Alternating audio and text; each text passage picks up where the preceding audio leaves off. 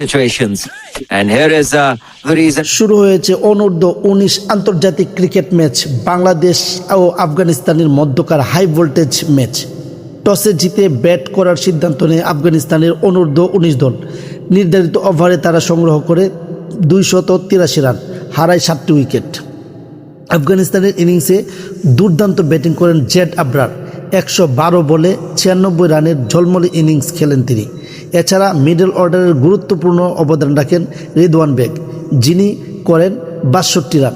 শেষ দিকে দ্রুত রান তুলে বড় ভূমিকা রাখেন পারভেজ জীবন, মাত্র 6 বলে 13 রান করেন। বাংলাদেশের পক্ষে বল হাতে সফল ছিলেন রুহানুল আরব। 10 ওভারে 2টি উইকেট শিকার করে নেন তিনি। জবাবে ব্যাট করতে নেমে বাংলাদেশের অনূর্ধ্ব-19 দল লক্ষ্য তাড়া করতে গিয়ে তারা দারুণ আত্মবিশ্বাস দেখায় এবং ম্যাচের শেষ মুহূর্তে টান উত্তেজনা ছড়িয়ে পড়ে।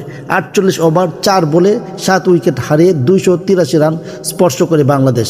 এর মধ্যে রোমাঞ্চকর জয় তুলে নেয় বাংলাদেশের অনূর্ধ্ব-19 দল। আমাদের সাথেই থাকুন।